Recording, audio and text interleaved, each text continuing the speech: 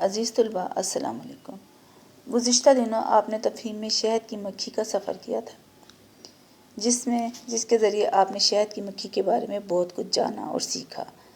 کہ کیسے شہد کی مکھی جو ہے پھولوں سے رس اکٹھا کرتی ہے، اپنے چھتے میں جمع کرتی ہے اور پھر ہمارے لیے ایک مزیدار شہد بناتی ہے۔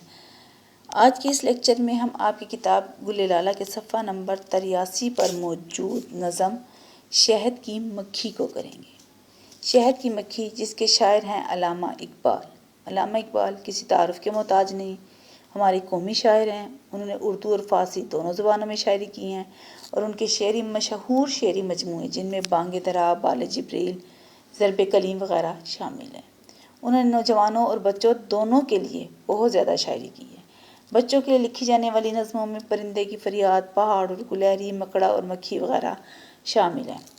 مشہور زمانہ دعا، لب پہ آتی ہے دعا بن کے تمنا میری، اس کے شاعر بھی علامہ اقبال ہیں۔ علامہ اقبال کی شاعری مقصدیت کی شاعری ہوتی ہے، یعنی ان کی شاعری میں کوئی نہ کوئی پیغام ہوتا ہے۔ جیسے اب یہ نظم جو ہم پڑھنے جا رہے ہیں، شہد کی مکھی، اس میں بھی انہوں نے آخر میں بچوں کو علم کی افادیت کا پیغام دیا ہے۔ آئیے اس سے پہلے کہ ہم نظم کی تشریح شروع کریں، میں مختصراً آپ کو بتا دیتی ہوں کہ اس نظم میں کیا بتایا گیا، یعنی اس نظم کا خلاصہ۔ اس میں شاعر کہتے ہیں کہ شہد کی مکھی باغ میں جاتی ہے، پھولوں پر بیٹھتی ہے، ان سے رس چوستی ہے، پھر اس رس کو اپنے چھتے میں لے جاتی ہے، جہاں لاکھوں کی تعداد میں مکھیاں منظم طریقے سے کام کر کے ہمارے لیے شہد جیسی فائدہ مند چیز بناتی ہے، جو ہمارے لیے غذا اور دوا دونوں کا کام دیتی ہیں۔ نظم کے آخر میں شاعر علم کو شہد سے تشبیہ دیتے ہوئے بچوں کو بھی شہد کی مکھی کی طرح جہاں سے ملے علم حاصل کرنا چاہیے، کیونکہ علم انسان کو عقل و شعور دیتا ہے اور اچھے برے کی پہچان کراتا ہے۔ علم حاصل کرنے میں انسان کی عظمت ہے۔ اب آئیں بند نمبر 1 کی طرف۔ اس پھول پہ بیٹھی کبھی اس پھول پہ بیٹھی، بتلاؤ تو کیا ڈھونڈتی ہے شہد کی مکھی، کیوں آتی ہے کیا کام ہے گلزار میں اس کا، یہ بات جو سمجھاؤ تو سمجھیں تمہیں دانا، کیوں باغ میں آتی ہے یہ بتلاؤ تو جانے، کیا لینے کو آتی ہے یہ بتلاؤ تو جانے، بے وجہ تو آخر کوئی آتا نہیں اس کا، ہوشیار ہے مکھی اسے غافل نہ سمجھنا، بے سود نہیں باغ میں اس شوق سے اڑنا، کچھ کھیل میں یہ وقت گنواتی نہیں اپنا،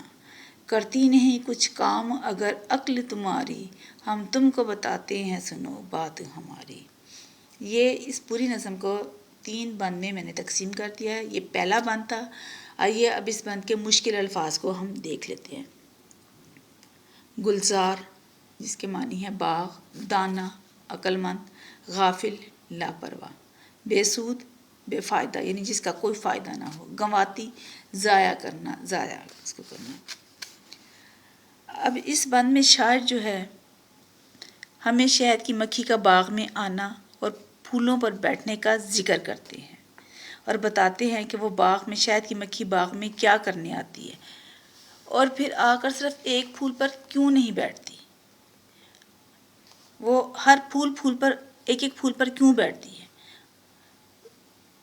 اس پھول پر بیٹھی کبھی اس پھول پر بیٹھی، بتلاؤ تو کیا ڈھونڈتی ہے شہد کی مکھی، یعنی مکھی جو باغ میں آتی ہے اور پھر آ کر صرف ایک پھول پر نہیں بیٹھتی بلکہ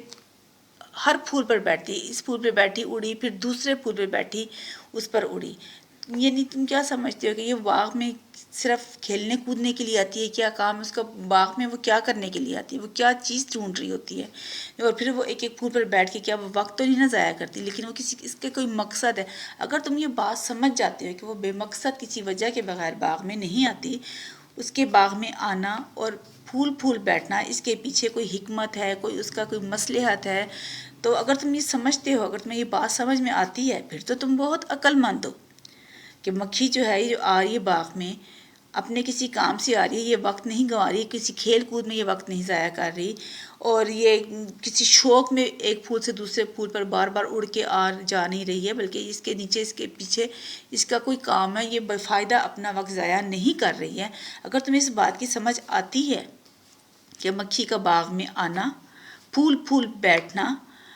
اس کے پیچھے اس کا کوئی مقصد ہے، کوئی محض وقت ضائع کرنا یا کوئی کھیل تماشا یا کسی کو باغ میں اڑنے کا شوق نہیں ہے۔ اگر تمہیں یہ بات سمجھ میں آتی ہے تو اس کا مطلب ہے تم بہت عقل مند ہو، اور اگر تمہیں یہ بات سمجھ کچھ کرتی نہیں کچھ کام، اگر عقل تمہاری ہم تم کو بتاتے ہیں سنو بات ہماری۔ تو اگر تمہیں یہ بات سمجھ میں نہیں آتی، یعنی مکھی کا باغ میں آنا،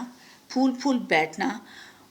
اور پھر اڑ جانا، اگر تمہیں یہ بات سمجھ میں نہیں آتی کہ یہ سب کیوں کرتی ہے وہ یہ، تو پھر میں تمہیں بتاتا ہوں۔ اب میری بات تم غور سے سنو اور سمجھو کہ وہ مکھی باغ میں کیوں آتی ہے، اور وہ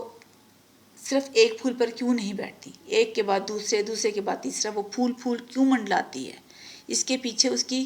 کیا لاجک ہے، اس کے پیچھے وہ کیا بات ہے جس کی وجہ سے وہ پھول منڈلاتی ہے۔ اگر تم سمجھ گئے ہو تو عقل مند ہو، اور اگر نہیں سمجھتے ہو تو پھر کوئی بات نہیں، میں تمہیں سمجھاتا ہوں۔ یہ تھا ہمارے پہلے بند کی تشریح،